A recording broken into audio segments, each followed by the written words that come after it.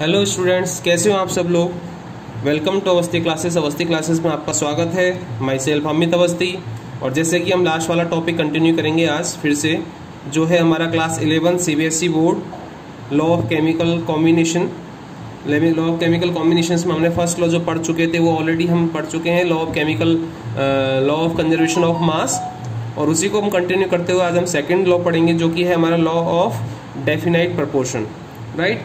इस लॉ को पढ़ने से पहले अगर आपने पहला लॉ या पहला वीडियो जो आपने मिस कर दिया है तो इसका इसकी जो लिंक है मैं आपको डिस्क्रिप्शन में अवेलेबल करा दूंगा, वहां से क्लिक करके आप उसको देख सकते हो। और फिर भी अगर आप देखना चाहो तो ऊपर आई का बटन है, इस पर क्लिक करके भी आप लिंक को देख सकते हो, उस वीडियोस को देख सकते हो। और आगे आने वाले वीडियोस मिस ना हो इसके लिए आप बेल आइकन का बटन दबाइए, सब्सक्राइब करो इस चैनल को, जिससे कि इजीली आपको वो सारे वीडियोस की अपडेट और नोटिफिकेशन आपको कंटिन्यू मिलता रहे। तो चलिए स्टार्ट करते हैं हमारा लॉ ऑफ केमिकल कॉम्बिनेशन में से second law, that is law of definite proportion. तो डेफिनाइट प्रपोर्शन को पढ़ने के लिए सबसे पहले हम लोग कुछ इंपॉर्टेंट चीजें अपन जानने की कोशिश करेंगे कि law of definite proportion actual में कहता क्या है, किसने दिया था। तो सबसे पहले हम ये कहते हैं कि लॉ ऑफ डेफिनाइट प्रपोर्शन जो दिया है वो किसने दिया था, जोसेफ प्राउस्ट ने दिया था। राइट। चलिए क्या कहता है ये लॉ, इसके बारे में देखते हैं कि the ratio in which two or more element combine to form the ratio in which two or more element combine to form a compound remains fixed and is independent of the source of the compound। right। क्या कहना चाह रहा है, ये कहना चाह रहा है कि अगर अपन किसी कंपाउंड की बात करते हैं, अगर किसी कंपाउंड लिया है, जैसे हमने एग्जांपल फॉर कंपाउंड लिया है कार्बन एंड ऑक्सीजन, या अपन कोई भी कंपाउंड यूज करते हैं हाइड्रोजन एंड ऑक्सीजन। अब हाइड्रोजन और ऑक्सीजन से मिलकर जो कंपाउंड बनता है वो है H2O, वाटर मॉलिक्यूल्स। अगर अपन H2O वाटर मॉलिक्यूल्स की बात करते हैं, वाटर मॉलिक्यूल्स अपने किस सोर्स से अपन ने लिया हुआ है, किस सोर्स से अपन ने वाटर मॉलिक्यूल्स लिया है, चाहे वो आपका सी वाटर हो, चाहे आपका रेन वाटर हो, चाहे टैप वाटर हो। अगर अपन सी वाटर की बात करें तो उसमें भी हाइड्रोजन और ऑक्सीजन का रेशियो की बात करते हैं तो वो कितना हो जाएगा हमारे पास, जैसे H2O की बात करें तो इसमें हमारे पास 2 रेशियो, हाइड्रोजन का एक का मास होता है 1, 2 का मास हो जाएगा 2 और ऑक्सीजन का मास होता है 16। तो अप्रोक्सीमेटली जो रेशियो आएगा दैट इज 1:8। तो हाइड्रोजन और ऑक्सीजन का मास रेशियो जो होता है वाटर मॉलिक्यूल्स में वो हमेशा कांस्टेंट होता है। ये मैटर नहीं करता कि वो वाटर मॉलिक्यूल्स या किस सोर्स से अपन ने उसको गेन किया है। इस लॉ का मतलब ये है दैट इज कि the ratio in which the two elements, दो एलिमेंट्स का रेशियो और more elements combine to form a new compound, अगर वो कोई कंपाउंड बनाते हैं वो रिमेन्स फिक्स, वो हमेशा उनका रेशियो क्या रहेगा, फिक्स रहेगा। और वो इंडिपेंडेंट रहेंगे, सोर्स डजेंट मैटर कि वो किस सोर्स से उसको अपन ने गेन किया है। राइट। जैसे एग्जांपल फॉर अगर अपन बात करते हैं सी वाटर की,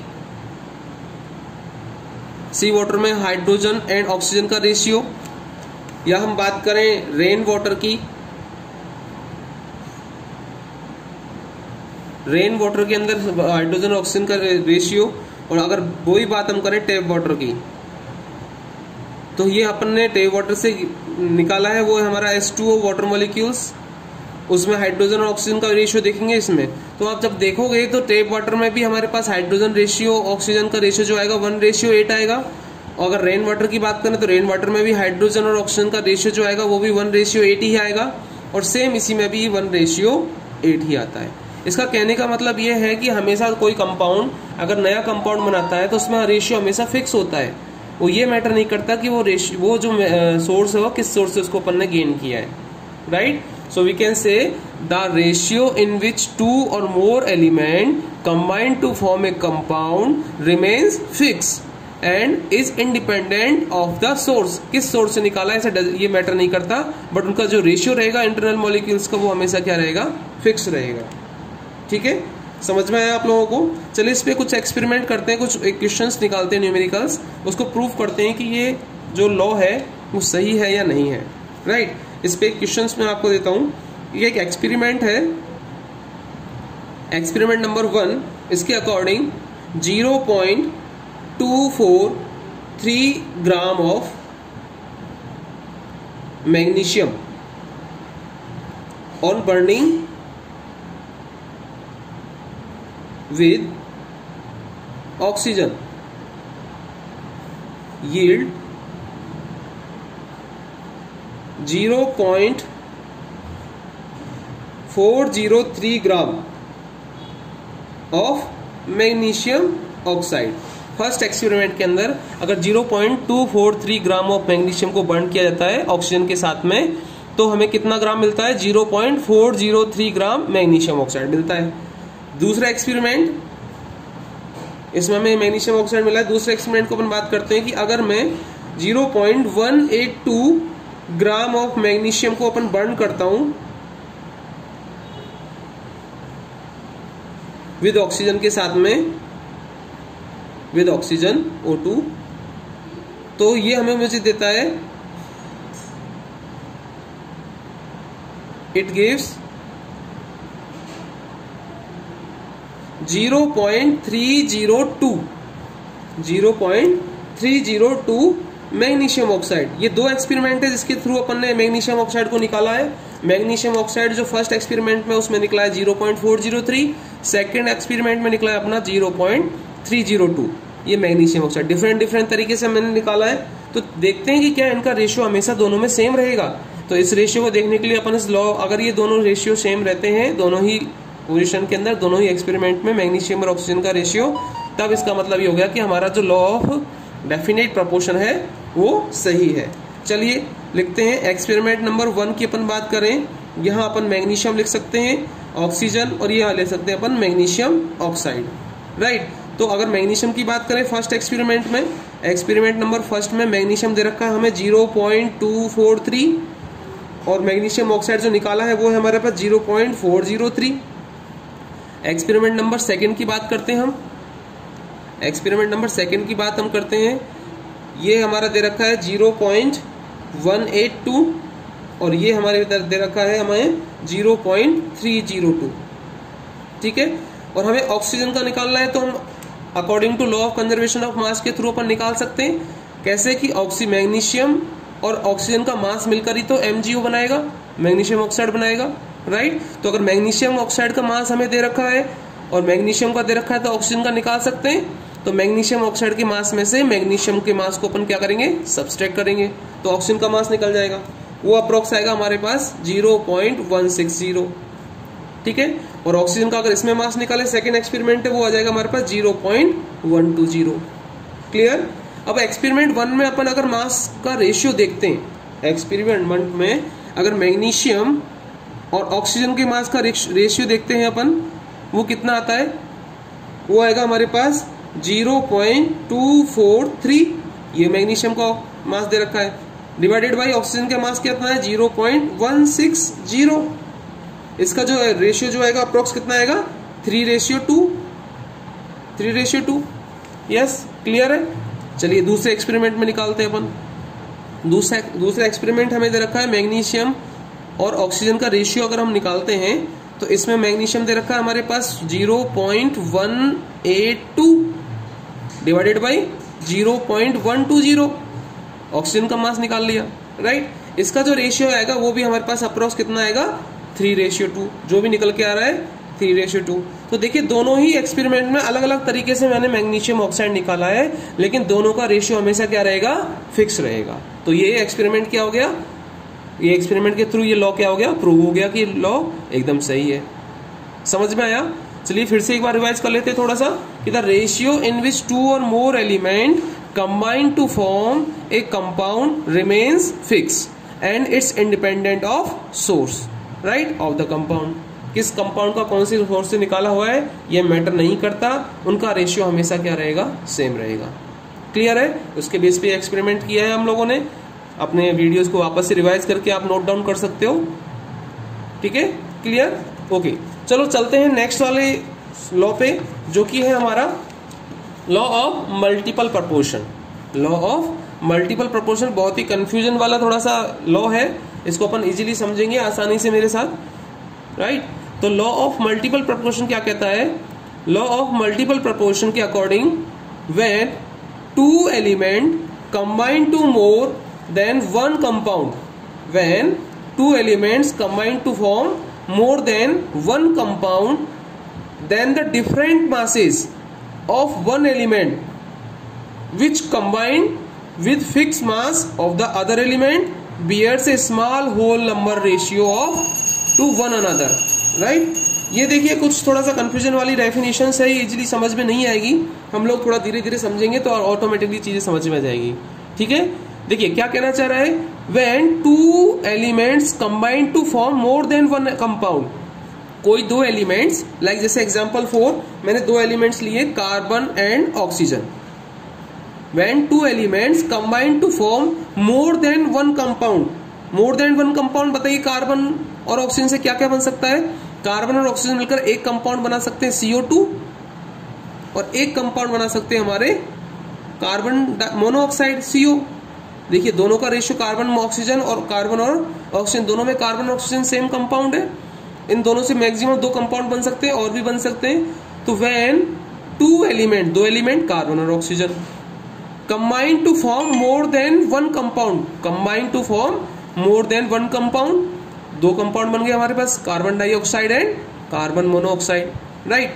then the different masses of one element, अब इसका मासेज निकाल लेते हैं। देखिए कार्बन का जो हमारे पास इसके अंदर जो मास है कार्बन का वो कितना हो जाएगा 12, और ऑक्सीजन का जो मास है वो कितना हो जाएगा हमारे पास 32, क्योंकि एक ऑक्सीजन का मास होता है 16, तो दो का कितना हो जाएगा 32।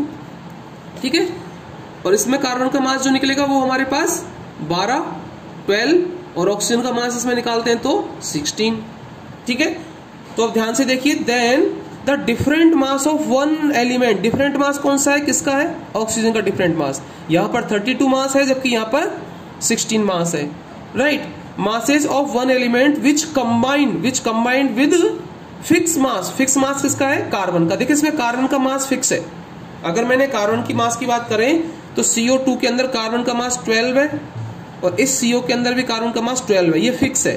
तो ये जो वाली लाइन है कि the different mass of one element, different mass किसका, ऑक्सीजन का, यहाँ पर 16 मास है, यहाँ पर 32 मास है। The different mass of one element which combined with fix mass, fix mass किसका, कार्बन का, fix mass of other element bear a small whole number ratio, तो ये हमारे रेशियो जो होगा उसका स्मॉल होल नंबर में बियर करेंगे। कौन, ऑक्सीजन का जो रेशियो रहेगा वो हमारे पास क्या रहेगा, स्मॉल नंबर में होल नंबर रहेगा। So we can say different masses of oxygen, different mass किसका रहेगा, ऑक्सीजन का, जो कि कितना है, एक में दे रखा है 32 और एक में दे रखा है 16, राइट। 32 ग्राम इसमें CO2 में और 16 ग्राम कार्बन मोनोऑक्साइड में, right. Which combine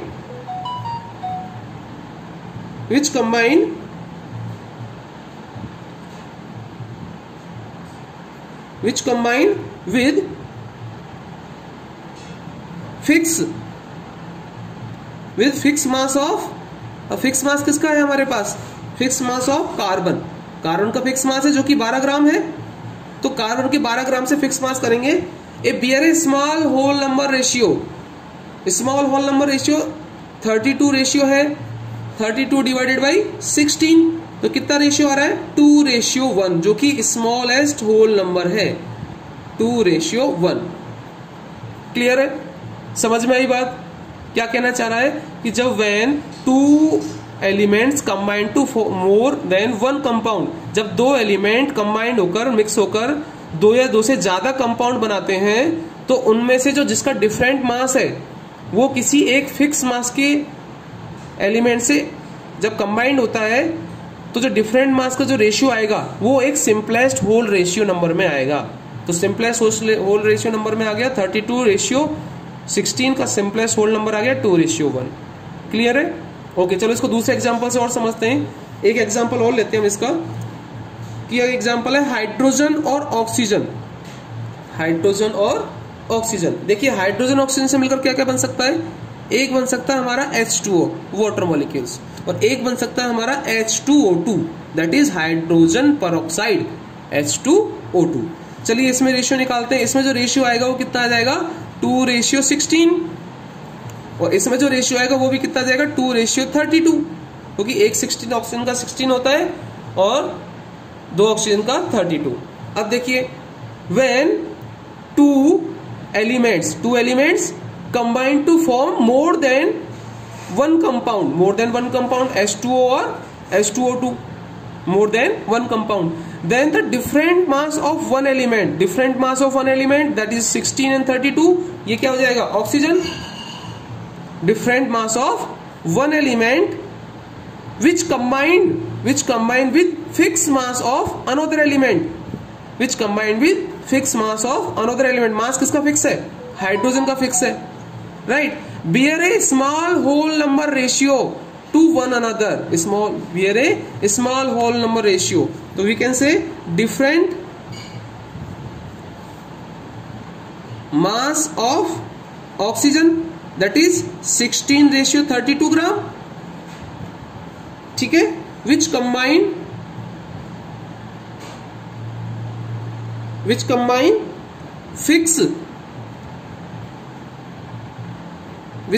fixed mass of hydrogen, that is 2 gram, right.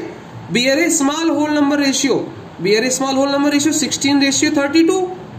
तो 16:32 का स्मॉलेस्ट होल नंबर क्या निकल जाएगा? 1:2. ये भी सॉल्व हो गया, राइट. तो ये प्रूफ हो गया कि जब दो एलिमेंट एक दूसरे के साथ कंबाइंड होके एक से ज्यादा कंपाउंड बनाते हैं, तो उसमें से जो डिफरेंट मास वाला एलिमेंट फिक्स मास के किसी एलिमेंट के साथ में मिक्स होता है, अटैच होता है, तो जो डिफरेंट मास वाला जो नंबर है उनमें एक दूसरे का स्मॉल होल नंबर रेशियो में कंबाइंड होते हैं. क्लियर है? So when two element combine to form more than one compound, then the different masses of one element which combined with fix mass of other element bear a small whole number ratio to one another. Clear बेटा? Okay, समझ में आया? चलिए कुछ example, कुछ और एक इसकी टेबल अपन यूज करते हैं जो कि एनसीईआरटी में हमारे पास गिवन नहीं है, लेकिन इसके बारे में हम जानने की कोशिश करते हैं कि क्या होता है. ध्यान से देखिएगा. हाँ जी, एक नंबर मैंने टेबल बनाई है नाइट्रोजन और ऑक्सीजन की, राइट. नाइट्रोजन और ऑक्सीजन से मिलकर क्या क्या बना सकते हैं वो है हमारे पास. और साथ के साथ हमारे पास इसमें हमारे पास का रेशियो आ जाएगा कितना, अपन कौन कौन से एलिमेंट बनेगा नाइट्रोजन ऑक्सीजन से मिलकर, राइट. जो मास बनेगा वो क्या बनेगा इसका, जब कंपाउंड, राइट. और यहां पर अपन नाइट्रोजन का मास ले लेते हैं और ऑक्सीजन का रेशियो ले लेते हैं, राइट. तो नाइट्रोजन और ऑक्सीजन, अगर नाइट्रोजन में 28 लेता हूं और 16 लेता हूं ऑक्सीजन, तो कौन कौन से कंपाउंड बन सकता है? N2O. चलो पहले कंपाउंड बना लेते हैं. नाइट्रोजन और ऑक्सीजन से मिलकर बनने वाले कंपाउंड कौन कौन से हैं? N2O, nitrous oxide, nitro monoxide, NO, N2O3 dinitro trioxide, N2 nitrogen trioxide, right. N2O3, NO2 और N2O5 nitrogen pentoxide, dinitrogen pentoxide, right. ये बेसिकली हमारे पास कंपाउंड बन सकते हैं नाइट्रोजन और ऑक्सीजन को मिलाकर. उनका रेशियो देख लेते हैं, मास नंबर कितना है. नाइट्रोजन यहाँ पर कितना है? 28, क्योंकि एक का कितना होता है? 14, तो दो का कितना हो जाएगा? 28. ऑक्सीजन कितना? 1, तो इसका 16. यहाँ पे नाइट्रोजन कितना है? 14. ऑक्सीजन का रेशियो कितना आएगा? 16. तीसरे वाले N2O3 के अंदर बात करते हैं तो नाइट्रोजन का है 28 और ऑक्सीजन का हो जाएगा 48. एक ऑक्सीजन का 16, तो 3 ऑक्सीजन का 48.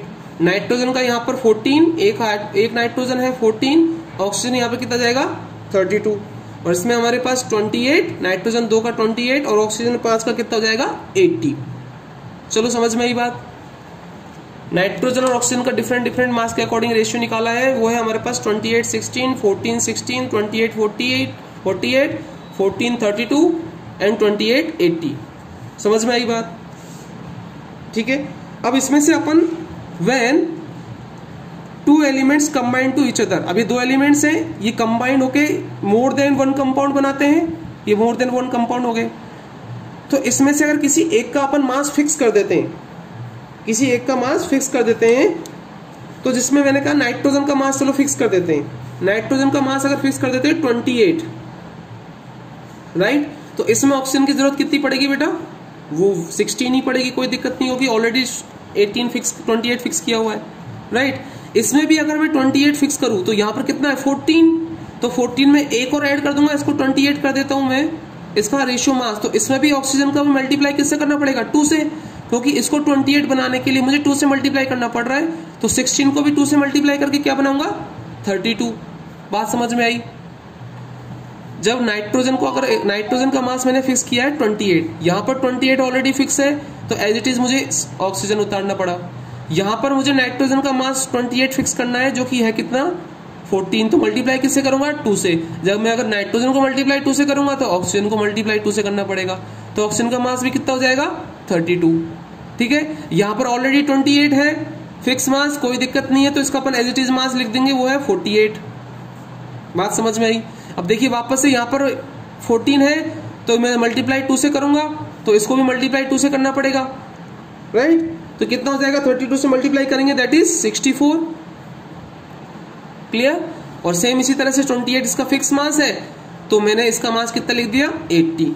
अब देखिए, अगर किसी दो कंपाउंड एक दूसरे के साथ मिलकर एक से ज्यादा कंपाउंड बनाते हैं, तो जो कंपाउंड फिक्स है वो किसी दूसरे कंपाउंड के डिफरेंट मास से कंबाइंड होगा, तो ये एक दूसरे के सिंपलेस्ट होल नंबर में होंगे। कैसे, देखो आप 16 1 जा 16, 16 2 जा 32, 16 3 जा 48, 16 4 जा 64 एंड 16 5 जा 80। बताइए ये एक दूसरे के सिंपलेस्ट होल नंबर रेशियो आया कि नहीं आया। 1:2, 3, 4:5। समझ में आई बात। अपने जो लॉ को उसको रिपीट करो कि when 2 elements combine to form more than 1 compound, then the different mass of one element which combined with fixed mass of another element, that is a fixed mass of another element, bear a small whole number ratio with one another, ratio on one another। एक दूसरे के साथ में simplest whole number ratio से ये combined होते हैं। बात समझ में आई। कैसे हमने नाइट्रोजन ऑक्सीजन का एग्जांपल लेके इसको एक्सप्लेन किया है कि नाइट्रोजन ऑक्सीजन का अगर डिफरेंट अपन एलिमेंट लेते हैं, दोनों में नाइट्रोजन ऑक्सीजन प्रेजेंट है, सबके अंदर डिफरेंट मास प्रेजेंट है, एक से ज्यादा कंपाउंड बना रहे हैं, इसमें से किसी एक का अगर कंपाउंड नाइट्रोजन का फिक्स मास के साथ में इसकी दूसरे डिफरेंट मास वाले की कंबाइंड किया जाए, तो ये एक दूसरे के सिंपलेस्ट होल नंबर रेशियो में कंबाइंड होते हैं, जो कि कितना जाएगा 1:2, 3, 4:5। समझ में आई बात। अगर आपको वीडियोस पसंद आया है, समझ में आया, तो लाइक कीजिए, सब्सक्राइब कीजिए, बेल आइकन बटन दबाइए, जिससे आगे आने वाले जो लॉ है उसके बारे में भी आप जान सको और उसको अपडेट आपको रेगुलर मिल सके। ठीक है बेटा। अगले वाले जो स्टेप के अंदर जो आएगा, हम नेक्स्ट वाले वीडियोस के अंदर हम नेक्स्ट वाले जो लॉ है उनको अपन पढ़ेंगे। तब तक के लिए thank you and good luck.